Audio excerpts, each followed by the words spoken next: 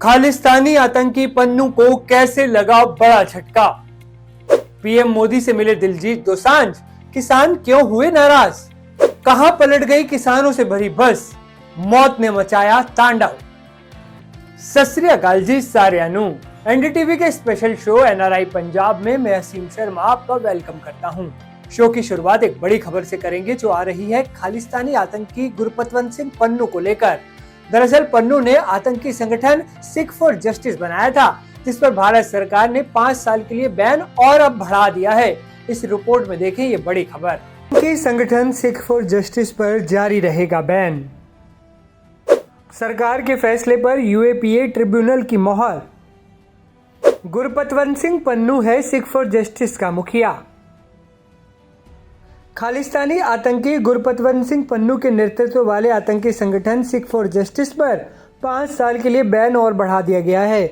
UAPA tribunal ने केंद्र के उस फैसले को सही ठहराया है जिसमें सिख फॉर जस्टिस पर आतंकवादी गतिविधियों के तहत 5 साल के लिए प्रतिबंध लगाने का आदेश दिया गया था। दरअसल केंद्र सरकार ने जुलाई 2024 में एसएफजे यानी सिख फॉर जस्टिस को एक गैर कानूनी संगठन घोषित किया था और उस पर अतिरिक्त 5 साल का प्रतिबंध लगाया था। एसएफजे के खिलाफ मिले सबूतों से सामने आया कि यह सोशल मीडिया के जरिए युवाओं को भड़काने का काम करता था।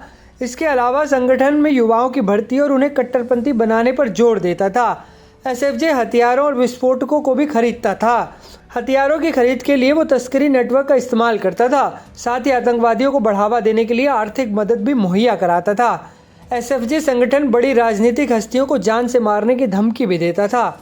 इस संगठन के बब्बर खालसा इंटरनेशनल समेत अंतर्राष्ट्रीय खालिस्तानी आतंकवादी और अलगाववादी समूहों के साथ भी संबंध थे, जिसके सबूत भी मिले। सबूतों के जरिए सामने आया कि ये पंजाब में उग्रवाद को बढ़ावा देने के लिए लगातार काम कर रहा था। इसलिए यूएपीए न्यायाधिकरण ने इस पर फिलहाल 5 साल के लिए और प्रतिबंध को मंजूरी दे दी है। अमेरिका में नवनिर्वाचित राष्ट्रपति डोनाल्ड ट्रंप के सपोर्टर्स भारतीय युवाओं के लिए मुसीबत खड़ी करने का काम कर रहे हैं। दरअसल ट्रंप के समर्थक उस ऑपरेशनल प्रैक्टिकल ट्रेनिंग प्रोग्राम का विरोध कर रहे हैं जिसका सबसे ज्यादा फायदा इंडियन स्टूडेंट्स को होता है। आइए जानते हैं डोनाल्ड ट्रंप के समर्थक क्यों इस नीति का विरोध कर रहे हैं और इस प्रोग्राम के बंद होने से अमेरिका में पढ़ने या काम करने जा रहे भारतीयों पर क्या असर पड़ेगा।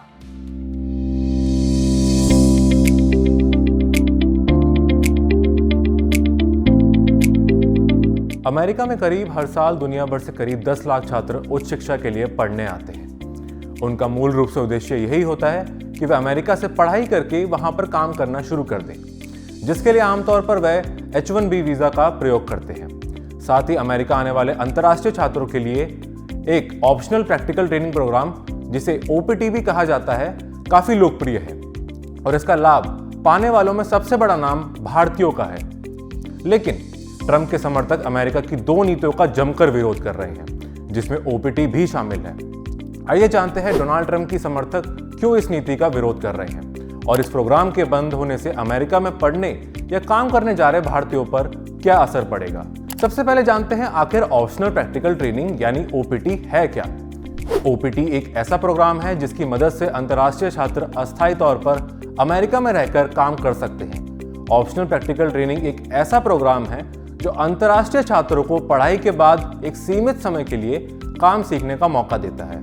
OPT प्रोग्राम F-1 वीजा पर विदेशी छात्रों को अमेरिका में 3 साल तक काम करने की अनुमति देता है, अगर उनके पास STEM डिग्री है तो। बहुत ही सरल भाषा में इसको समझे तो ये प्रोग्राम छात्रों को कम समय के लिए रोजगार मुहैया करवाता है। इस नीति का अमेरिका में विरोध क्यों हो रहा है? अमेरिका में US tech workers group optional practical training programme के खिलाफ खुलकर लिख रहा है और इस पर कड़े प्रतिबंध लगाने की भी मांग कर रहा है। यूएस टेक वर्कर्स रोजगार के लिए चलाए जाने वाले वीजा प्रोग्राम के खिलाफ अमेरिकियों के लिए एक प्लेटफॉर्म है। यूएस टेक वर्कर्स समूह ने इस कार्यक्रम का विरोध करते हुए एक्स पर लिखा, OPT कार्यक्रम विदेशी छात्रों के लिए इंटर्नशिप के रूप में छिपी एक अतिथि कार्यकर्ता योजना है। विश्वविद्यालय शिक्षा के बजाय वर्क परमिट बेच रहे हैं। अमेरिका के अंदर डोनाल्ड ट्रंप को ऐसे प्रोग्राम को बंद कर देना चाहिए और उनका ऐसा लिखने के पीछे मंशा यही है जिसकी वजह से ज्यादा अमेरिकी लोगों को नौकरी में प्राथमिकता मिले। अमेरिका के नवनिर्वाचित राष्ट्रपति डोनाल्ड ट्रंप ने अपने चुनावी अभियान में मेक अमेरिका ग्रेट अगेन का नारा दिया था। ट्रंप की अमेरिका फर्स्ट नीति का असर कुछ ही दिनों में दिखाई देने लगेगा, क्योंकि वे बार बार कह चुके हैं कि अमेरिकी नौकरियों पर पहला अधिकार अमेरिका के लोगों का होगा। अगर यह प्रोग्राम ट्रंप ने बैन कर दिया तो लाखों भारतीयों पर प्रभाव पड़ सकता है। भारत में अमेरिका दूतावास के मुताबिक साल 2023-24 में तकरीबन 3,31,000 भारतीय छात्र अमेरिका में पढ़ाई के लिए आए थे। इन छात्रों में 29.42% यानी 97,556 छात्र ऐसे हैं जिन्होंने ऑप्शनल प्रैक्टिकल ट्रेनिंग प्रोग्राम को चुना था। इससे साफ पता लगता है कि ओपीटी का असर भारतीयों पर कितना पड़ेगा। तो ये देखना होगा कि अमेरिका की इस नई सरकार भारतीय छात्रों के लिए पढ़ने और काम करने की राह आसान करती है या और मुश्किल। पंजाबी सिंगर दिलजीत दोसांझ ने जब से प्रधानमंत्री नरेंद्र मोदी से मुलाकात की है, तब से ही वो आंदोलन करने वाले किसान नेताओं के निशाने पर आ गए हैं। जबकि दिलजीत तो खुद किसानों की आवाज को उठाते रहे हैं, लेकिन इस बार किसान नेताओं की नाराजगी की वजह क्या है, आप इस रिपोर्ट में जानिए।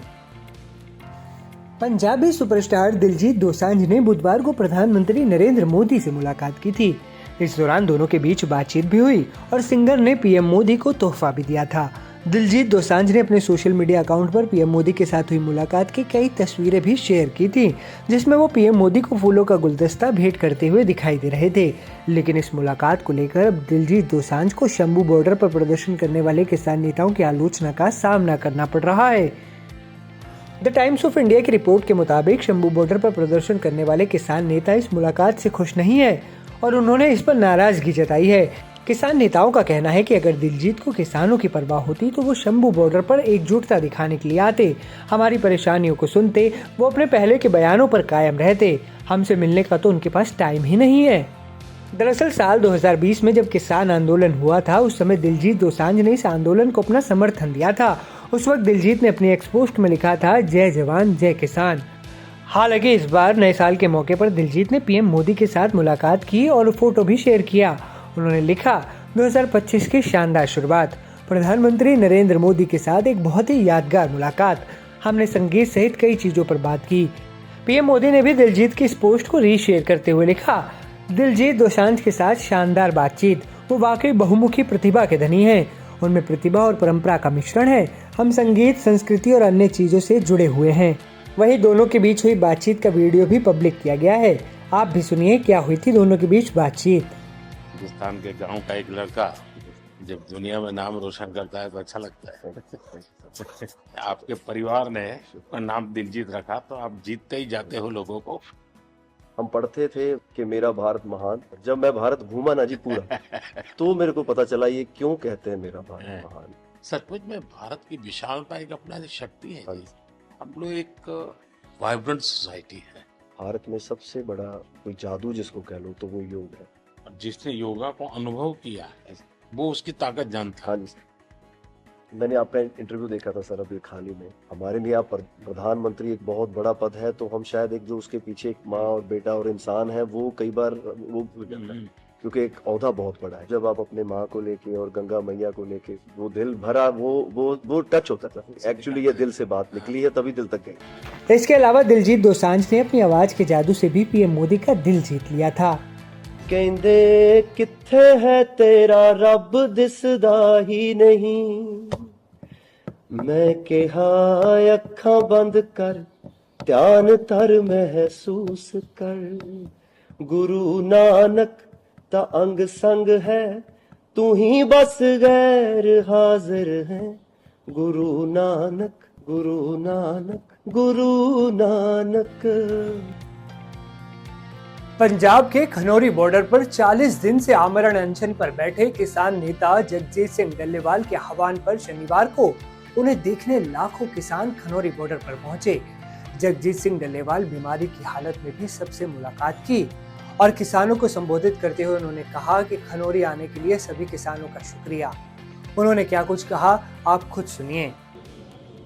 जिस रात को हमें सूचना मिली कि पुलिस उठा सकती है, तो रात को हरियाणा से, पंजाब से सैकड़ों नौजवान यहाँ पे खनौरी बॉर्डर पे आए। उन्होंने आकर मोर्चा संभाला। तो ये कौन कर रहा है? ये सब ऊपर वाले की मर्जी से ही तो हो रहा है। आज आप इतनी भारी संख्या में आए हो, ये सब ऊपर वाले की मर्जी से आप आए हो और वो आप में बस रहा है। तो मुझे विश्वास है कि हम मोर्चा जीतेंगे। किसी भी ताकत में सरकार जितना मर्जी जोर लगा ले, इस मोर्चे को हरा नहीं सकेगी। अगली बड़ी खबर पंजाब के बरनाला से आ रही है, जहां किसानों से भरी एक बस हादसे का शिकार हो गई।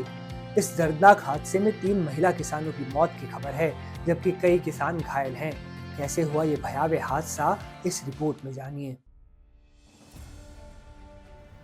पंजाब के बरनाला में किसानों से भरी एक बस के पलटने से दर्दनाक हादसा हो गया। इस हादसे में 3 महिला किसानों ने मौके पर ही दम तोड़ दिया, जबकि 20 से ज़्यादा किसान घायल हो गए। ये सभी किसान पंजाब के भटिंडा से हरियाणा के टोहाना में महापंचायत में हिस्सा लेने जा रहे थे, लेकिन बस रास्ते में ही दुर्घटनाग्रस्त हो गई। इस मौके पर बरनाला के एसडीएम ऋषभ बंसल ने बताया कि ज़्यादा धुंध होने और बस की तेज़ स्पीड की वजह से ये हादसा हुआ। तेज रफ्तार के कारण ही बस डिवाइडर के साथ टकरा गई और बरनाला चंडीगढ़ नेशनल हाईवे पर पलट गई। ਅੱਜ ਧੁੰਦ ਬਹੁਤ ਜ਼ਿਆਦਾ ਸੀ ਤੇ ਜੋ ਪੇਸ਼ੈਂਟਸ ਨਾਲ ਗੱਲ ਕਰਕੇ ਦੱਸਿਆ ਜਾ ਰਿਹਾ ਉਹ ਸਾਰੇ ਪੇਸ਼ੈਂਟਸ ਇੱਕੋ ਕਹਿਣਾ ਕਿ ਡਰਾਈਵਰ ਬਹੁਤ ਤੇਜ਼ੀ ਨਾਲ ਬੱਸ ਚਲਾ ਰਿਹਾ ਸੀ, ਜਿਸ ਕਰਕੇ ਬੱਸ ਡਿਵਾਈਡਰ ਦੇ ਵਿੱਚ ਵੱਜ ਕੇ ਪਲਟ ਗਈ ਤੇ ਬੱਸ ਉਹ ਇੰਨੀ ਤੇਜ਼ ਚਲਾ ਰਿਹਾ ਸੀ ਕਿ ਪਲਟਣ ਤੋਂ ਬਾਅਦ ਵੀ ਕੁਝ ਅੱਗੇ ਜਾ ਕੇ ਰੁਕੀ, ਜਿਹਦੇ ਨਾਲ ਬਹੁਤ ਜ਼ਿਆਦਾ ਸੱਟਾਂ ਲੱਗੀਆਂ, ਬਹੁਤ ਜ਼ਿਆਦਾ ਨੁਕਸਾਨ ਹੋਇਆ। ਪੇਸ਼ੈਂਟਸ ਇੱਕ ਦੂਜੇ ਦੇ ਉੱਤੇ ਗਿਰੇ ਤਾਂ ਜਿਸ ਕਰਕੇ ਅਰਾਊਂਡ 41 ਬੰਦੇ ਜ਼ਖਮੀ ਹੋਏ, ਜਿਨ੍ਹਾਂ ਵਿੱਚੋਂ 3 ਦੀ ਮੌਕੇ 'ਤੇ ਹੀ ਮੌਤ ਹੋ ਗਈ। 6 ਬੰਦੇ ਸੀਰੀਅਸ ਕੰਡੀਸ਼ਨ ਦੇ ਵਿੱਚ ਹਸਪੀਟਲ ਲਿਆਂਦੇ ਗਏ, ਜਿਨ੍ਹਾਂ ਨੂੰ ਨਾਲ ਦੀ ਨਾਲ ਬਠਿੰਡਾ ਤੇ ਫਰੀਦਕੋਟ ਦੇ ਹਸਪੀਟਲ ਲਈ ਰੈਫਰ ਕੀਤਾ गया ਤੇ ਬਾਕੀ 32 ਬੰਦਿਆਂ ਦਾ ਇਲਾਜ ਇੱਥੇ ਚੱਲ ਰਿਹਾ। वहीं बरनाला पुलिस के मुताबिक इस बस में भारतीय किसान यूनियन उग्राहा के कार्यकर्ता सवार थे, लेकिन भयानक सड़क हादसे की वजह से बस पलट गई और मौके पर चीख पुकार मच गया, जिसके बाद पुलिस प्रशासन ने स्थानीय लोगों की मदद से सभी को अस्पताल पहुंचाया। ਇਹ ਜਿਹੜਾ ਹਾਦਸਾ ਜਿਹੜਾ ਆਪਾਂ ਮੋਗੇ ਵੱਲੋਂ ਬਰਨਾਲੇ ਨੂੰ ਆਉਂਦੇ ਆ, ਬਠਿੰਡਾ ਬਾਈਪਾਸ ਗੋਲ ਕਰਬ ਦੇ ਉੱਪਰ ਹੋਇਆ। ਇੱਕ ਬੱਸ ਕੋਠੇ ਭਾਈ ਕੇ ਕੋਠੇ ਪਿੰਡ ਦੇ ਸਵਾਰੀਆਂ ਲੈ ਕੇ ਢੁਆਣੇ ਜਾ ਰਹੀ ਸੀ, ਜਿਹਦੇ ਵਿੱਚ ਭਾਰਤੀ ਕਿਸਾਨ ਯੂਨੀਅਨ ਏਕਤਾ ਉਗਰਾਹਾਂ ਦੀਆਂ ਸਵਾਰੀਆਂ ਸੀ ਤੇ ਇਹ ਜਦੋਂ ਗੋਲ ਕਰਬ ਆਉਂਦਾ ਉੱਥੇ ਬੱਸ ਕੁਛ ਧੁੰਦ ਸੀਗੀ, ਕੁਛ ਕੁ ਗੋਲ ਕਰਬ ਸੀਗਾ, ਸ਼ਾਰਪ ਮੋੜ ਸੀ, ਜਿਸ ਕਰਕੇ ਬੱਸ ਕੁਦਰਤੀ ਅਚਾਨਕ ਪਲਟਣ ਕਰਕੇ ਹਾਦਸਾ ਹੋਇਆ। इस हादसे के बारे में जानकारी देते हुए बरनाला के एसएमओ ने बताया कि हादसे की सूचना समय से पहले ही अस्पताल को लग गई थी, जिसकी वजह से मरीजों के पहुंचने से पहले ही डॉक्टरों की टीम तैयार कर ली गई। यही वजह रही कि मरीजों को समय से ही उपचार मिल गया। ਐਕਸੀਡੈਂਟ ਹੋਣ ਦੇ ਟਾਈਮ ਤੇ ਸਾਨੂੰ ਨਾ ਉਹ ਮੌਕੇ ਤੇ ਸਾਡਾ ਇੱਕ ਵਾਰਡ ਅਟੈਂਡੈਂਟ ਉੱਥੇ ਉਸ ਰੋਡ ਤੇ ਬਾਈ ਚਾਂਸ ਸੀਗਾ, ਉਹਨੂੰ ਉਸੇ ਵੇਲੇ ਪਤਾ ਲੱਗਿਆ, ਉਹਨੇ ਇਮੀਡੀਏਟਲੀ ਮੈਨੂੰ ਇਨਫੋਰਮ ਕਰਤਾ ਸੀ। ਤਾਂ ਅਸੀਂ ਡਾਕਟਰਾਂ ਦੀ ਟੀਮ ਪਹਿਲਾਂ ਹੀ ਤਿਆਰ ਕਰਕੇ ਰੱਖੀ ਸੀ ਐਮਰਜੈਂਸੀ ਐਕਸੀਡੈਂਟ ਵਿਕਟਮ ਦੇ ਆਉਣ ਤੋਂ ਪਹਿਲਾਂ ਹੀ। ਤੇ ਜਿਹੜੇ ਹੈਗੇ ਐਂਬੂਲੈਂਸਾਂ ਜਾਂ ਮਤਲਬ ਡਾਕਟਰੀ ਟੀਮ ਜਿਹੜੇ ਹੈਗੇ ਕਿਸ ਤਰ੍ਹਾਂ ਦਾ ਮਤਲਬ ਤੁਸੀਂ ਅਰੇਂਜਮੈਂਟ ਐਂਬੂਲੈਂਸਿਸ ਕਿਸ ਕੀ ਕਿੰਨੇ ਮਰੀਜ਼ ਜ਼ਖਮੀ ਹੋਏ ਆ, ਕਿੰਨੇ ਜਿਹੜੇ 41 ਟੋਟਲ ਇੰਜਰਡ ਸੀ, ਜਿਨ੍ਹਾਂ ਚੋਂ 3 ਦੀ ਡੈਥ ਹੋ ਗਈ ਹੈ। 6 ਪੇਸ਼ੈਂਟਸ ज़्यादा सीरियस होने करके रेफ़र कर देते तो बाकी ज़्यादा ट्रीटमेंट इत्थे चल रहा है। उधर हादसे के चश्मदीद स्थानीय शख्स ने उस पुल के निर्माण पर भी सवाल उठाए जहां ये हादसा हुआ। उनके मुताबिक यहाँ आए दिन हादसे होते रहते हैं, ਪਰ ਜੋ ਇਹ ਪੁਲ ਹੈਗਾ, ਇਹ ਪੁਲ ਬਣਨ ਵਿੱਚ ਹੀ ਨੁਕਸ ਪਿਆ ਹੋਇਆ। ਇਹ ਅਸੀਂ ਸਰਕਾਰਾਂ ਨੂੰ ਵੀ ਬੇਨਤੀ ਕਰਦੇ ਹਾਂ ਵੀ ਇਹ ਪੁਲ ਦੇ ਉੱਤੇ ਜ਼ਰੂਰ ਗੌਰ ਕਰੀ ਜਾਵੇ। ਇਹ ਪਹਿਲਾ ਐਕਸੀਡੈਂਟ ਨਹੀਂ ਹੋਇਆ, ਇੱਥੇ ਵੀ ਪਹਿਲਾ ਐਕਸੀਡੈਂਟ ਹੋਇਆ। ਪਿਛਲੇ ਵੀ ਪੁਲਿਸ ਤੋਂ ਰਿਕਾਰਡ ਕਢਾ ਕੇ ਦੇਖੇ ਜਾਣ, ਕਿੰਨੇ ਕੇਸ ਇੱਥੇ ਹੋਏ ਪਏ ਨੇ ਵੀ ਇੱਥੇ ਤੀਜੇ ਦਿਨ ਹਰੇਕ ਆਏ ਤੀਜੇ ਦਿਨ ਇੱਥੇ ਗੱਡੀ ਦਾ, ਕਾਰ ਦਾ, ਟਰੱਕ ਦਾ ਐਕਸੀਡੈਂਟ ਹੁੰਦਾ। ਇਹ ਪੁਲ ਬਣਨ ਦੇ ਵਿੱਚ ਜ਼ਿਆਦਾ ਗਲਾਈ 'ਚ ਬਣਿਆ ਹੋਇਆ, ਇਹਨੂੰ ਦੁਬਾਰੇ ਸੁਧਾਰ ਕੇ ਬਣਾਇਆ ਜਾਵੇ, ਇਹਦੇ ਉੱਤੇ ਗੌਰ ਕਰੀ ਜਾਵੇ। ਪਰ ਅੱਜ ਜੋ ਨੁਕਸਾਨ ਹੋਇਆ ਉਹ ਬਹੁਤ ਵੱਡਾ ਹੋਇਆਗਾ। ਪ੍ਰਬੰਧਕ ਕਮੇਟੀ ਉਹਨਾਂ ਨੂੰ ਫੋਨ ਗਿਆ ਵੀ ਇਹ ਐਕਸੀਡੈਂਟ ਹੋਇਆ, ਤਾਂ ਬਹੁਤ ਸਾਰੇ ਜਿਹੜੇ ਜ਼ਖਮੀ ਹੋਏ ਨੇ ਤੇ 2-3 ਡੈਥਾਂ ਇੱਥੇ ਮੌਤਾਂ ਹੋ ਚੁੱਕੀਆਂ ਨੇ। ਅਸੀਂ ਉਸੇ ਵੇਲੇ ਸ਼੍ਰੋਮਣੀ ਗੁਰਦੁਆਰਾ ਪ੍ਰਬੰਧਕ ਕਮੇਟੀ ਵੱਲੋਂ, ਕਿਉਂਕਿ ਵੱਡੀ ਗਿਣਤੀ ਵਿੱਚ ਜਿਹੜੇ ਕਿਸਾਨ ਇਹ ਹਸਪਤਾਲ ਪਹੁੰਚੇ ਹੋਏ ਆ, ਉਹਨਾਂ ਲਈ ਗੁਰੂ का ਲੰਗਰ ਲੈ ਕੇ ਆਏ ਆ ਤਾਂ ਕਿ ਜੋ ਕਿਸਾਨ ਵੀਰਾਂ ਦੀ ਜਿੰਨੀ ਮਦਦ ਹੋ ਸਕੇ ਉਹ ਅਸੀਂ ਕਰ ਸਕੀਏ। सर्दी के दिनों में कोहरा विजिबिलिटी को जीरो कर देता है, जिसकी वजह से सड़क पर धीरे धीरे चलने में ही भलाई होती है। जीरो विजिबिलिटी में तेज रफ्तार ड्राइविंग अक्सर जानलेवा ही साबित होती है। बरनाला से अंकुर कपूर, एनडीटीवी इंडिया। अगली पॉजिटिव स्टोरी जालंधर से है, जहां रहने वाले सुखजीत सिंह का नाम अर्जुन अवार्ड के लिए फाइनल किया गया है। बता दें कि सुखजीत सिंह एक ओलंपियन है और इंडियन हॉकी टीम के उभरते हुए सितारे हैं, जिन्होंने छोटी सी उम्र में ही अपनी मेहनत के दम पर बड़ा मुकाम हासिल किया है। आज अर्जुन अवार्ड के लिए चुने जाने पर उनका पूरा परिवार गदगद है।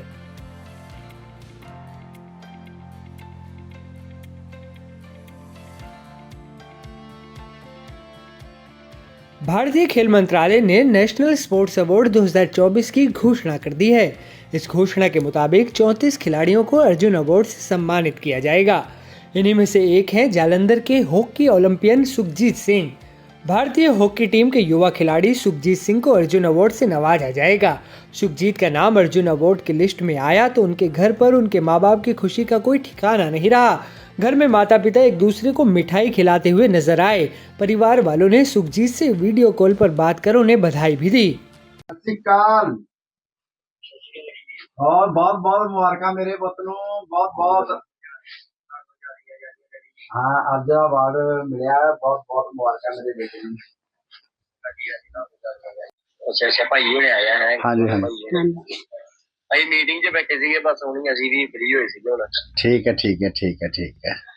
और बड़ी खुशी है मतलब कि मैं ਪਹਿਲਾਂ ਮੈਨੂੰ ਜਦੋਂ ਫੋਨ ਆਇਆ ਸੀਗਾ ਤੇ ਫਿਰ ਉਸ ਤੋਂ ਬਾਅਦ ਮੈਂ ਦੱਸਿਆ ਸੁਖਜੀਤ ਦਾ ਮੈਨੂੰ ਫੋਨ ਆ ਗਿਆ ਸੀਗਾ ਤੇ ਮੈਂ ਸੁਖਜੀਤ ਨੂੰ ਮੈਂ ਵਧਾਈ ਦਿੱਤੀ ਸੀਗੀ। ਹਾਂਜੀ ਹਾਂਜੀ ਤੇ ਹਾਂ ਬਹੁਤ ਗੱਲ ਸਹੀ ਗੱਲ ਕਹੀ ਆ ਕਿਉਂਕਿ ਇਸ ਮੁਕਾਮ ਤੱਕ ਹੀ ਪਹੁੰਚਣਾ ਬੜੀ ਵੱਡੀ ਗੱਲ ਹੈਗੀ ਆ ਤੇ ਇੱਕ ਦੇਸ਼ ਲਈ ਖੇਡਣਾ ਜਿਹੜਾ ਵਾ ਉਹ ਉਸ ਤੋਂ ਬੜੀ ਵੱਡੀ ਗੱਲ ਆ। सही गल परमात्मा ने मेहर की। हाँ जी हाँ जी हाँ जी। वहीं ओलंपियन सुखजीत सिंह ने खुद अपना नाम अर्जुन अवार्ड की लिस्ट में आने पर खुशी जाहिर की है। सर मेहनत तो सर ये मेरा स्ट्रगल देखा जाए मेरी और मेरी फैमिली का बहुत ज़्यादा स्ट्रगल है और जो मैंने आज हासिल किया है मैं अपने फादर और मैं मदर को ये डेडिकेट करता हूँ। हम कुछ भी नहीं है, पूरी टीम है तो हम ओलंपिक्स में मेडल लेकर आए हैं तो हमारे लिए मेरे लिए बहुत ही बड़ी बात है कि हमने क्योंकि टीम वर्क किया है तो हम ये अर्जुन अवार्ड भी सर टीम की वजह से ही है। उधर जालंधर में ओलंपियन सुखजीत के पिता अजीत सिंह जो खुद पंजाब पुलिस में तैनात हैं, उन्होंने बताया कि वो खुद पंजाब पुलिस में हॉकी खेलते थे और उन्होंने सुखजीत सिंह को उसी समय से हॉकी खेलने के लिए प्रेरित किया जब वो महज 5 साल के थे। सुखजीत के पिता ने बताया कि आज जब उनके बेटे का नाम अर्जुन अवार्ड प्राप्त करने वालों की लिस्ट में आया है तो उन्हें ऐसा लगा कि उनकी सारी उम्र की मेहनत सफल हो गई। ਆਸਤੇ ਆਸਤੇ ਜਦੋਂ ਸੁਖਜੀਤ 5 ਸਾਲ ਦੀ ਉਮਰ ਦੇ ਵਿੱਚ ਸੁਖਜੀਤ ਜਦੋਂ ਹੋਇਆ ਤਾਂ ਫਿਰ ਮੈਨੂੰ ਹਾਕੀ ਪਕੜਾਈ ਤੇ ਹਾਕੀ ਦੇ ਹੌਲੀ ਹੌਲੀ ਮੈਨੂੰ ਟਿਪਸ ਦੱਸਣੇ ਨੇ। ਘਰ ਦੇ ਵਿੱਚ ਵੀ ਕੰਧਾਂ ਦੇ ਨਾਲ ਪ੍ਰੈਕਟਿਸ ਕਰਨੀ ਤੇ ਘਰੇ ਜਦੋਂ ਇਹਦਾ ਮਤਲਬ ਕਿ ਮਨ ਹੋਣਾ ਤੇ ਘਰੇ ਕਰੀ ਜਾਣੀ ਇਹਨੇ ਪ੍ਰੈਕਟਿਸ। ਫਿਰ ਮੈਂ ਗਰਾਊਂਡ ਦੇ ਵਿੱਚ ਲਿਜਾਣਾ ਸ਼ੁਰੂ ਕੀਤਾ ਵੀ ਖੁੱਲੀ ਗਰਾਊਂਡ ਦੇ ਵਿੱਚ ਖੇਲੇਗਾ ਹੋਰ ਇਹਨੂੰ ਪਤਾ ਲੱਗੇਗਾ। ਫਿਰ ਮੈਂ ਗਰਾਊਂਡ 'ਚ ਆਪ ਲਿਜਾਂਦਾ ਸੀ ਇਹਨੂੰ ਤੇ 20 25 ਮੈਂ ਇੱਟਾਂ ਲਗਾ ਕੇ ਤੇ ਸੁਖਜੀਤ ਨੂੰ ਪ੍ਰੈਕਟਿਸ ਕਰਾਉਣੀ ਕਿਉਂਕਿ ਮੈਂ ਇੱਕ ਇਹ ਚੀਜ਼ ਨੂੰ ਧਿਆ ਬੈਠਾ ਸੀਗਾ, ਮਨ ਬੈਠਾ ਸੀਗਾ ਕਿ ਮੈਂ ਸੁਖਜੀਤ ਇੱਕ ਦਿਨ ਦੇਸ਼ ਦਾ ਮਤਲਬ ਕਿ ਦੇਸ਼ ਵਾਸਤੇ ਖੇਲੇ ਔਰ ਦੇਸ਼ ਦਾ ਨਾਮ ਰੋਸ਼ਨ ਕਰੇ। ਅੱਜ ਬਹੁਤ ਬੜੀ ਵੱਡੀ ਖੁਸ਼ੀ ਦੀ ਗੱਲ ਹੈ ਕਿ ਸੁਖਜੀਤ ਨੇ ਜਿਹੜਾ ਉਹ ਮੁਕਾਮ ਜਿਹੜਾ ਹਾਸਲ ਕੀਤਾ ਵਾ ਔਰ ਉਸ ਤੋਂ ਵੀ ਬੜੀ ਵੱਡੀ ਖੁਸ਼ੀ ਗੱਲ ਹੈ ਕਿ ਜਿਹੜਾ ਨੂੰ अर्जुन अवार्ड मिल जा रहा है। उधर सुखजीत की मां का कहना है कि जब उनके बेटे को करियर में आगे बढ़ाने के लिए चंडीगढ़ ले जाया गया था तब बेटे से दूर होने का थोड़ा मलाल उन्हें जरूर था, लेकिन आज जब वो अपने बेटे की उपलब्धियों को देखती हैं तो उन्हें ऐसा लगता है कि कहीं ना कहीं उस वक्त उनके पति ने बिल्कुल सही फैसला लिया था। मैं ਇਹਨਾਂ ਦੇ ਪਾਪਾ ਨੂੰ ਕਹਿੰਦੀ ਹੁੰਦੀ ਸੀ ਵੀ ਸੁਖਜੀਤ ਨੂੰ ਜਦੋਂ ਚੰਡੀਗੜ੍ਹ ਪਾਇਆ ਸੀ ਨਾ ਖੇਡ ਆਪਣੇ ਉੱਥੇ ਅਕੈਡਮੀ ਦੇ ਵਿੱਚ ਤੇ ਮੇਰੇ ਵਾਸਤੇ ਮੈਨੂੰ ਤਾਂ ਇਹ ਕਹਿ ਕੇ ਗਏ ਸੀਗੇ ਕਿ ਇਹਨੂੰ 1 ਮਹੀਨੇ ਵਾਸਤੇ ਭੇਜਣਾ ਵਾ। ਤੇ ਜਦੋਂ ਉੱਥੇ 1 ਮਹੀਨਾ ਹੋ ਗਿਆ ਤੇ ਸੁਖਜੀਤ ਘਰ ਨਹੀਂ ਆਇਆ ਤੇ ਮੈਂ ਇਹਦੇ ਪਾਪਾ ਨੂੰ ਪੁੱਛਿਆ ਕਿ ਸੁਖਜੀਤ ਨਹੀਂ ਆਇਆ ਵੀ ਕੀ ਗੱਲ ਹੋ ਗਈ। ਕਹਿੰਦੇ ਨਹੀਂ ਹੁਣ ਉਹਨੇ ਉੱਥੇ ਹੀ ਪੜ੍ਹਨਾ ਤੇ ਉੱਥੇ ਹੀ ਖੇਡਣਾ ਵਾ। ਤੇ ਅੱਜ ਮੈਨੂੰ ਪਤਾ ਲੱਗਾ ਕਿ ਸੁਖਜੀਤ ਦੀ ਪੜ੍ਹਾਈ ਦਾ ਤੇ ਗੇਮ ਦਾ ਵੀ ਅੱਜ ਇੱਥੋਂ ਤੱਕ ਪਹੁੰਚ ਗਿਆ ਸੁਖਜੀਤ। ਹਾਂਜੀ ਬਹੁਤ ਖੁਸ਼ੀ ਆ, ਸੁਖਜੀਤ ਨੇ ਦੇਸ਼ ਦਾ ਨਾਂ ਰੋਸ਼ਨ ਕੀਤਾ। ਹਾਂਜੀ ਹੁਣ ਕਿੰਨਾ ਕੁ ਇੰਤਜ਼ਾਰ ਹੈਗਾ ਕਿ ਕਿਹੜੀ ਘੜੀ ਘਰ ਆ ਜੇ। ਹਾਂਜੀ ਹਾਂਜੀ ਜੀ ਕਰਦਾ ਕਿ ਹੁਣ ਛੇਤੀ ਆ ਜਾਵੇ ਤੇ ਪਾਰਟੀ ਕਰੀਏ ਤੇ ਨਾਲੇ ਜੱਫੇ ਪਾਈਏ ਇੱਕ ਦੂਸਰੇ ਨੂੰ ਮਾਂ ਪੁੱਤ। ਹਾਂਜੀ। भारतीय हॉकी टीम के युवा खिलाड़ी सुखजीत सिंह महज 26 साल के हैं और उन्होंने अपने बेहतरीन हॉकी प्रदर्शन से कम समय में ही बड़ा मुकाम हासिल कर लिया है। सुखजीत सिंह को 17 जनवरी को अर्जुन पुरस्कार से सम्मानित किया जाएगा। इसे लेकर उनके परिवार में जश्न का माहौल है। ये खबर पंजाब के युवाओं को भी खेल के प्रति जागरूक करने के लिए प्रेरित करती है। जालंधर से अंकुर कपूर, NDTV इंडिया। ਦੁਨੀਆ ਦੇ ਅਲੱਗ-ਅਲੱਗ ਦੇਸ਼ਾਂ 'ਚ ਬੈਠੇ ਤੁਸੀਂ ਆਪਣੀ ਮਿੱਟੀ, ਆਪਣੀ ਸੰਸਕ੍ਰਿਤੀ ਦੇ ਨਾਲ ਜੁੜੇ ਰਹੋ, ਆਪਣੇ ਜ਼ਿਲ੍ਹੇ, ਆਪਣੇ ਹਲਕੇ, ਆਪਣੇ ਪਿੰਡ ਦਾ ਹਾਲ ਜਾਣ ਸਕੋ। ਇਸੀ ਸੋਚ ਦੇ ਨਾਲ NDTV ਨੇ ਨਈ ਪਹਿਲ ਸ਼ੁਰੂ ਕੀਤੀ ਹੈ ਤਾਂ ਕਿ 7 ਸਮੁੰਦਰ ਪਾਰ ਹੋਣ ਦੇ ਬਾਵਜੂਦ ਤੁਸੀਂ ਆਪਣੇ ਪੰਜਾਬ ਦਾ ਹਰ ਅਪਡੇਟ ਜਾਣ ਸਕੋ। NDTV ਦਾ ਪੰਜਾਬ ਸਪੈਸ਼ਲ ਸ਼ੋਅ ਤੁਹਾਨੂੰ ਕਿਵੇਂ ਦਾ ਲੱਗਿਆ ਕਮੈਂਟ ਕਰ ਜ਼ਰੂਰ ਦੱਸਿਓ। ਨਾਲੇ ਸ਼ੋਅ ਨੂੰ ਲਾਈਕ ਔਰ ਸ਼ੇਅਰ ਕਰਨਾ ਨਾ ਭੁੱਲਿਓ, ਕਿਉਂਕਿ ਤੁਹਾਡਾ ਇੱਕ ਲਾਈਕ ਇੱਕ ਸ਼ੇਅਰ ਸਾਡੇ ਲਈ ਬਹੁਤ ਜ਼ਰੂਰੀ ਆ। अपना ख्याल रखो, कल फिर होएगी इसे टाइम ਤੁਹਾਡੇ ਨਾਲ मुलाकात। सत श्री अकाल।